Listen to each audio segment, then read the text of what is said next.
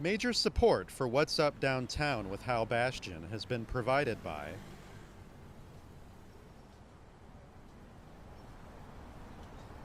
additional support has been provided by these sponsors.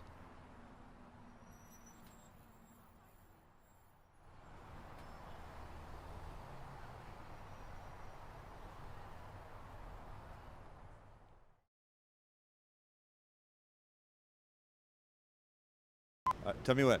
Hi, I'm Hal Bastian. Welcome to What's Up Downtown. We're doing a show all about downtown Los Angeles. And we're going to tell the stories of the people that are making downtown happen. You hear that? That's the sound of a city being built. Join us. This is new for me. So join us on our journey. When we do What's Up. I can't believe I did that. Hang in there with me. It's been my honor to be involved in the downtown renaissance and building a bigger and greater downtown over the last 20 years. Let's go take a look at it. What's Up Downtown with Hal Bastian. Can I get off this pipe now?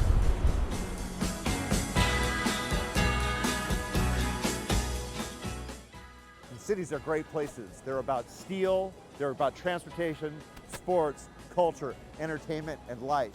And life is being built here at Figueroa and 7th Street in downtown LA. Fig and 7th is here, the subway is here, but the most important thing to be built at Fig and 7th in a long time is being built right now. 73 stories into the sky. Chris and David Martin are getting it done. Who owns it? A very wonderful man named Y.H. Cho, who is the chairman of the board of Korean Airlines. He said, what do I do with my old building downtown? And we said the best alternative is to tear it down and build something at the highest and best use. And he said, that's what I want to do. We ground the building up and turned it back into the elements. That became about $8 million of harvested materials. We recycled everything we could get our hands on. The furniture alone was well over $2 million. Tell us how this ended up being the tallest building, or will be the tallest building of the downtown skyline, and tell us about the spire. I always remember some of the quotes of Louis Sullivan, where the buildings need to rise to the sky, and every inch must have a marvelous sense of verticality. And so as we created the design, the lines start going up, they start bending in, and they start really aiming for the sky. And just like that gesture, the building goes up, and then there's a spire that keeps your eye going to the heavens. Wow. And the fun thing about this is we didn't intend to design the tallest structure in the Western U.S. We really didn't. You didn't set out to No. beat U.S. Bank Tower, formerly known as Library Tower?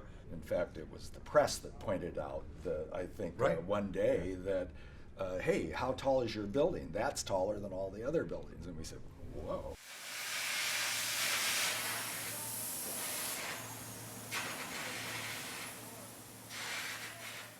We're here with Michael Marchesano, who's building the Wilshire Grand. Michael, this is a one big building. Certainly is. Have you ever built anything like this before? Not this tall. Well, how do we know it's going to stand up? Because of the structural design. Oh.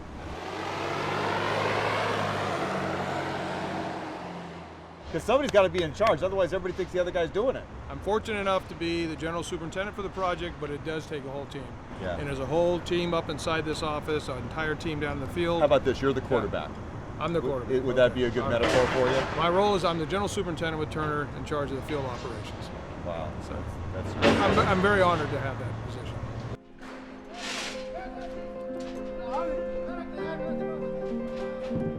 What's the order of the building?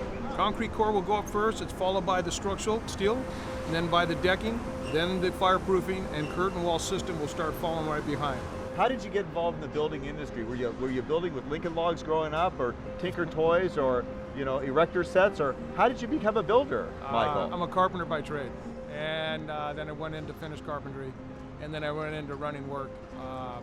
What's running work? Well, just as a superintendent. Oh, running it, managing it. I understand. And then worked my way up as a superintendent, and I've been fortunate enough that that Turner Construction allowed me to be on this project. We're working 2 crews, work 6 days a week in order to go ahead and get the structure up. We will load the building at night, so we take advantage of those other hours to go ahead and load. Do you know what was on this site before the Statler Hilton, which we called the Wilshire Grand? There was an old Victorian home in a corner. That's right, Mr. Yep. Foy. Yep. Okay. And I have photos of it. Good. And Can we yes. get some of those photos, please, for our show? I certainly could get them. All right, Yeah, thank yeah, you. yeah.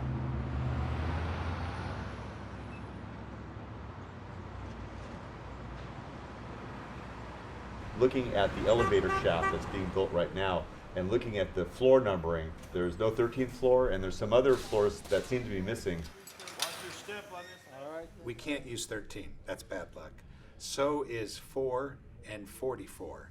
Now you combine that with the fact that we have double-deck elevators, and the bottom cab is supposed to be on an odd floor and the upper cab is supposed to be on an even. So you do see a few jumps in the numbers, like we don't have 13, and so we don't have 14 either.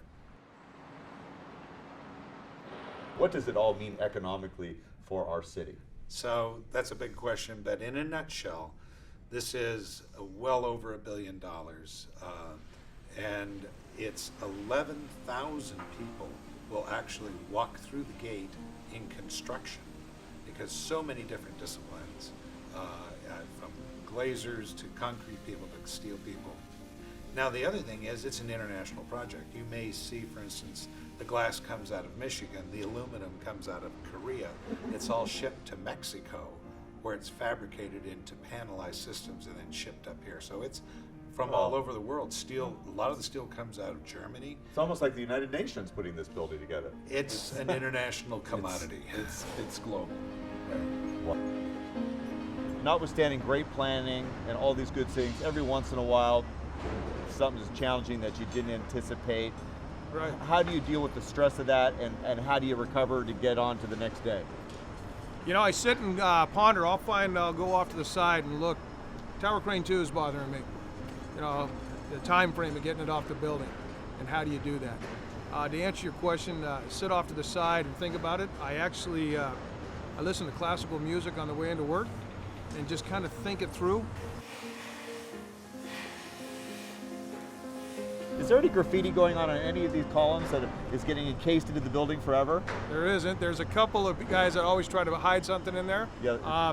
Over the years, my kids used to sign every one of the buildings, and which was always pretty cool. I'm hoping that my grandkids can come and sign this as well.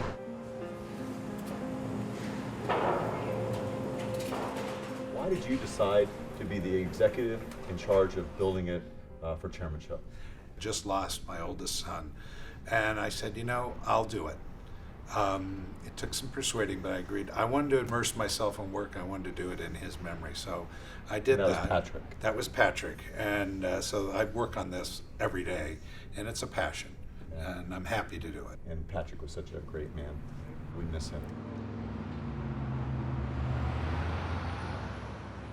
A lot of guys that take this job to heart, and I'll tell you something.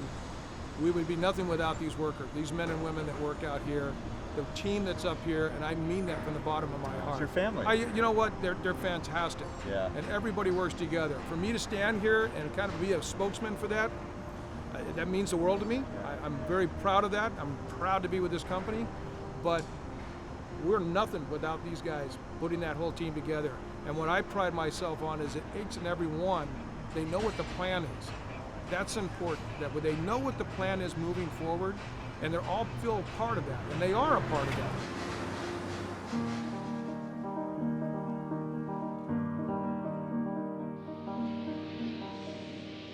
We're here with Adele Yellen, the owner of the Grand Central Market. The Grand Dam of downtown Los Angeles, continuously open since 1917, and the only thing constant in life has changed, Adele, and the Grand Central Market has been changing, hasn't it? It certainly has, and it's been changing over the last few years, just in response to what's been going on in all of downtown. So it's very exciting to be part of what's happening now. Now, you've owned the Grand Central Market for a long time. When did the story begin with Ira, your husband, who's now passed away? Ira bought the market in 1984 and had a dream, really, that all downtowns need to be revitalized, because if they don't revitalize, then the city actually rots, in a sense, from the inside out. So he believed in this deeply, and he was convinced of it, and he just started working on it. And he was right. And he was right, but it's taken a long time. Yeah. It has, it's taken a very long time. I wanted authentic chefs. I wanted real, young, entrepreneurial chefs. You have a bread maker here now, too. Do. Who is that? His name is Zach, and it's called Clark Street Bread. Low vision. Low vision. Wow. Can we get the smell on the camera, Zach? I think the microphone can pick it up, right? Wow, that's good. I can smell the yeast in the microphone. Yeah, and he asked us if we had a place to put his oven. When I lost my last baking space, I just thought, hey, let's see if they got any space for me to bake here. And they were very accommodating, and the transition was pretty much seamless. Like I went from mixing the dough there to having the oven installed here and bringing it here and baking like the same day, you know? So it's almost like kismet. It was all meant to be. Yeah. Just trying to make old-fashioned, traditional style European bread. This is a gluten-free, free zone. This is only It's a double gluten negative. Yeah. And today we've got country, which is the basic sourdough loaf. Just flour, water, and salt, and the wild yeast do the rest. And then seeded, which is that same. Is it wild yeast because it parties at night and runs around and dances? Out of control. It just doesn't behave. This is the seeded. It's got toasted sunflower, toasted sesame, flax seeds. Great flavor, great aroma. So making bread, it's kind of the same process every day. So how do you keep the interest going and the passion flaring? Well, I imagine like any craft, you practice every day to try and get as good as you can at it. Never any mastering it. Baguette con semillas. Zach, what are you doing there? This is just a little baby loaf we're shaping here. This is the last of the dough. Nothing gets wasted. Well, it's an exciting thing for downtown LA. Thank you very much. Now, I need to buy some bread. Okay, I'd be happy to get you some bread. I'm having a gluten slip right now. Give it to me. Thanks. My pleasure. Thanks for stopping by. 16 miles away from the ocean, but we got oysters too. We have oysters. Monsieur Papillon, he is the Oyster Man. Hi, we're doing a story about the Grand Central Market and your beautiful opening oyster. And so what's your name? Christophe Papillon. It's French, nobody is perfect, you know. You didn't buy this at Home Depot. No, in fact, we looked to the Sear catalog and we ship them. We hire an architect, a local architect. I wanted something very small. It's a kind of a European concept. It's a kiosk where people can just, have a glass of wine, some oyster. It's very casual. It's not a white tablecloth, where you're going to be a little bit stiff. It's what oyster is It's okay. I'm dressed kind of stiffly. Is it okay? That's all right. That's all right. Okay. Who are your customers? Who do you find coming and sitting down and eating your fine oysters? It's a broad variety of clients, from people living in downtown, new population, kind of hipster, people that do jury duty also, they heard about the place, people that come to visit Grand Central Market as a landmark, so from all over, Orange County, Santa Monica, Echo Park, and they just said, okay, we got to see what's going on here. It's a very, very eclectic type of clientele, in fact. Grand Central Market is a belly of Los Angeles. I mean, all the food since 1917, so that's super. And we like it.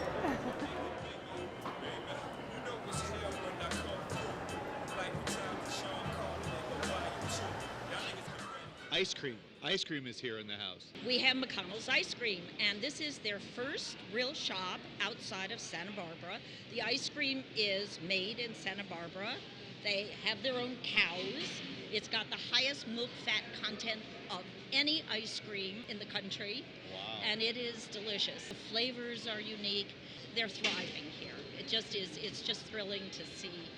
I get some ice cream and then we'll do it. So my first job was at Baskin-Robbins, so I know a little bit about ice cream. What makes the McConnells ice cream really good? Well, it's been around for 70 years, so we've been doing it for a while. It's all natural products. We're a licensed dairy, so we do everything from scratch. What's your favorite? The Eureka Lemon and Mary Mary. It's really, really good. Okay, I would like 1 scoop of that in a cup, please. And what else? What else? Olive oil with salted almonds. Okay, we'll do that with the salted almond. Do you have insulin syringes? No, we just ran out. Oh, shoot. Okay. Well, this is a lot of ice cream. Yeah. How am I going to eat it all? You want to help? I can't finish it. That's delicious. What do I owe you?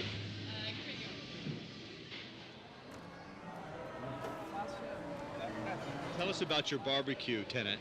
They make delicious barbecue, and it's real Texas barbecue. And it's succulent. That pulled pork is to die for, and the brisket is incredible. Everybody loves that. I'm from Texas. I heard this is the best place for Texas barbecue, so let's see how it fares up. Coffee. Tell us about coffee and your tenant out there on Hill Street side. They were named last year as the best latte In America? In America, by the New York Times. It's a wonderful coffee bar. These are fabulous baristas. Coffee is delicious. Yeah, and what's the name of it? It's called G&B Coffee. Tell us about DTLA cheese. Well, they are exceptional. They are these young people, and they actually started a company out in Claremont. It's a very popular cheese store, and they source things from all over America. They're cheese royalty, what can I say? Cheese. Tell us about your business, Joe. It is a wood-fired, thin-crust, original-made pizza, Neapolitan style, the way we used to do it back in Italy. It's all organic. The dough, the vegetables, everything's cut fresh and made here. All cooked in the wood oven fired. There's no gas. It's all natural almond wood smoke fire. The market is really changing. A whole new group of people are coming down. They're cleaning up downtown, trying to get downtown to back to where it was before. And I wanted to get on the ground floor of that.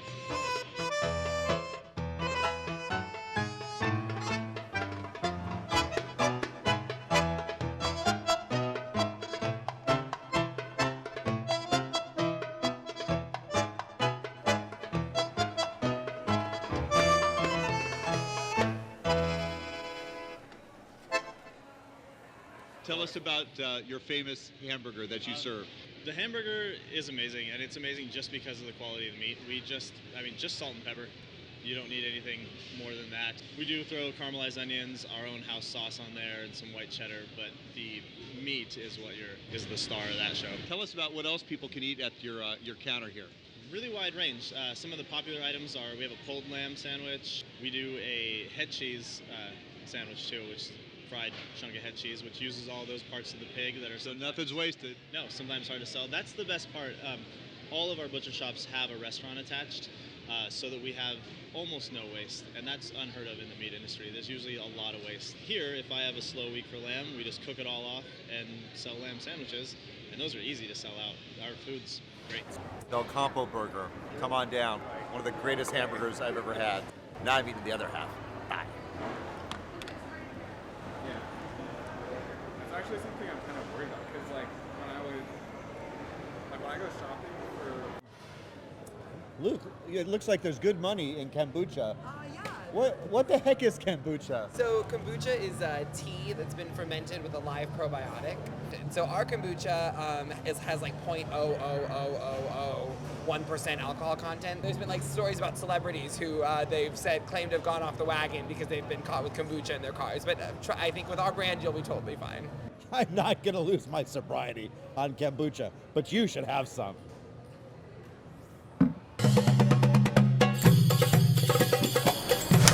Jeff, tell us about the name Egg Slut. It's crazy. I don't know if I can tell it to my grandma. It's definitely like eye-catching. I think it was sort of a tongue-in-cheek joke when we started. My cousin, who's my partner, came up with it, and and it's sort of his brainchild with the food and everything. And I think Egg Slut just sort of like a term of endearment. You just like eggs on everything, just love eggs on everything. No matter what it is, you can throw an egg on it. So just tons and tons and lots of eggs. Everything has an egg on it, like bacon, egg, and cheese, sauce, egg, and cheese. But with the twist, instead of regular ketchup, it's like Chipotle ketchup. the sauces, the ingredients, just like minor tweaks on kind of things that you already really familiar with. And you know, being from LA, I think we're just happy to kind of be a part of everything that's happening in downtown. There's like a void in the market, you know? Where can you get a good bacon, egg, and cheese, fresh? Thank you.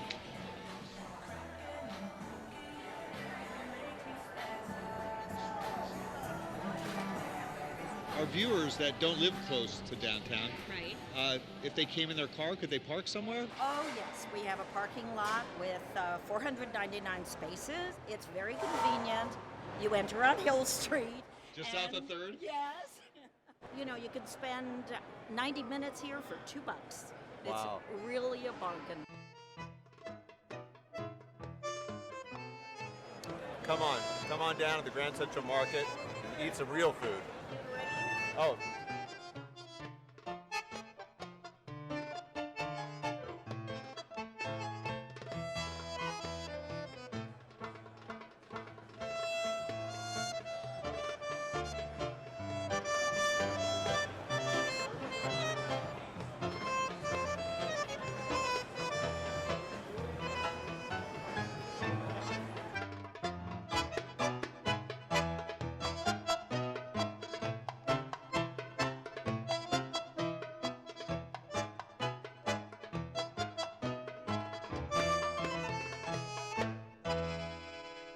Why did you become a baker? I must have not been thinking at the moment. We'd like to thank Adele Yellen and all the people at the Grand Central Market, but the show's not over yet. We're on 7th Street, 7th and Hope, and right behind us is a development currently called The Block, originally called Broadway Plaza, back in the early 70s. And cities aren't always pretty, and this was called the Fortress on 7th Street, and I'm happy to report it's being transformed by the Ratkovich Company. Let's take a look.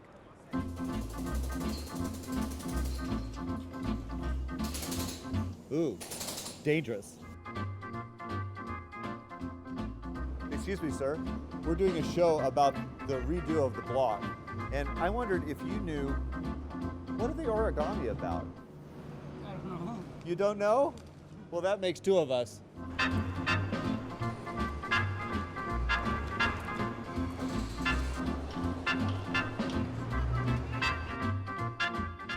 So the question is, when you have a lot of bricks, and I mean a lot of bricks, what do you do with it? Guess what? You use it as a canvas for really great murals. And now, let's see what's inside at the block. Well, I think you probably remember what this project was before, and it was probably one of the most hideous projects in all of downtown Los Angeles. How do you really feel about that, Brian? I think it's a given, and most people actually probably acknowledge that. It was called the Fortress on 7th Street by some. Yes. So one of the biggest challenges we had to do is getting people to reimagine what this place is going to be. Well, you know, you could call it a change, or you could call it a return to former glory, because there was a time when downtown Los Angeles was the center of all of Southern California. So lots of things are now coming back together just the way they were in the early part of the last century. It's a pretty exciting time. Most recently, people would remember this as Macy's Plaza here in downtown Los Angeles. But for those people who aren't familiar with the property at all, give us a description of what is on this entire city block. Well, it's big and it's bulky. 495-room Sheraton Hotel that is being upgraded to 4-star status. So it'll be Sheraton's convention hotel for Los Angeles.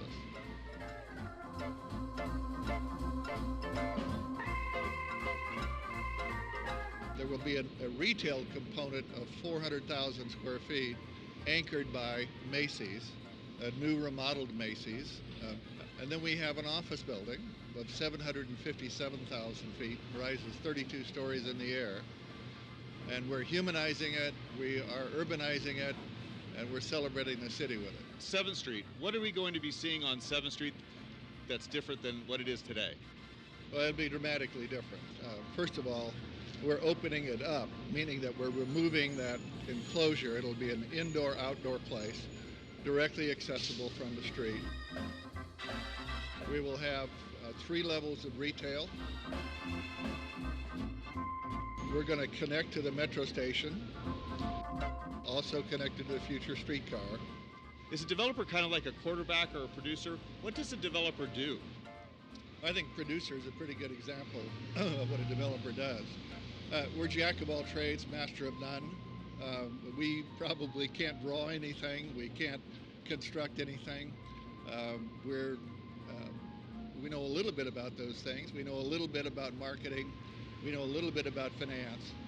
But our job is to bring together a cast that will support our efforts.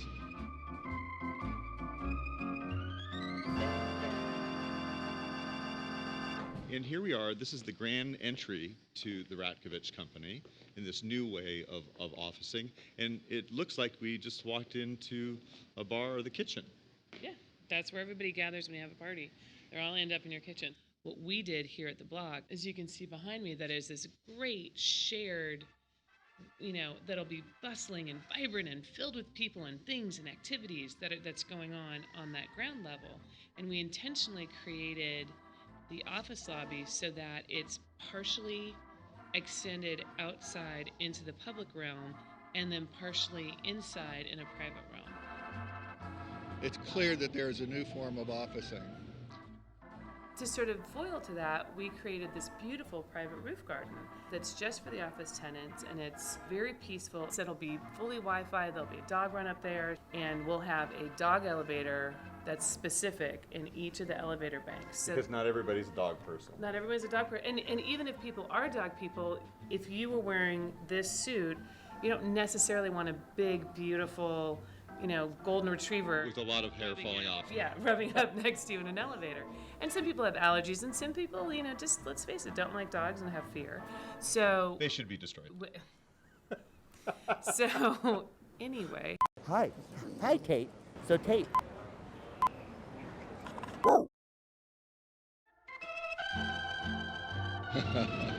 Well, we're welcome dogs. Everything is changing, including formality or lack of it. What are you looking at here at the block? Well, when you and I came to work in downtown Los Angeles, everybody wore a suit and tie. Including like you. Wearing. Yeah, absolutely. And you didn't see anybody going to the contrary. Today, you see young couples with a stroller in hand, taking a child down for a walk down the street, and with them is a dog that's right behind them.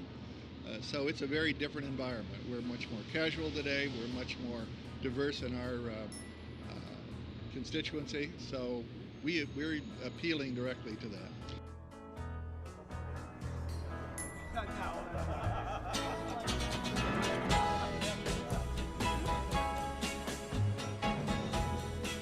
So that's it, everybody. Our first show of What's Up Downtown. A big thank you to Mel Metcalf behind that camera there, and to Ryan Morris, my producer, for putting up with a newcomer to the TV business. And let me tell you, doing a TV show is a lot harder than it looks, but I think I'm going to get better at it.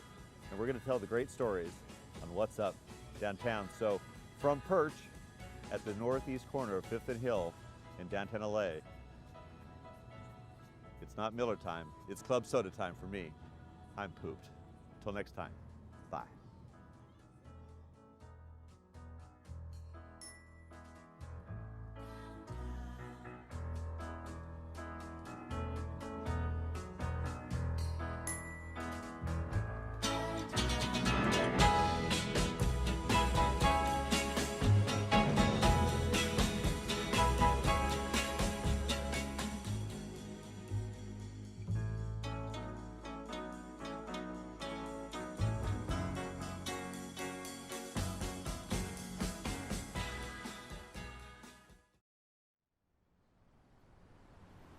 Major support for What's Up Downtown with Hal Bastian has been provided by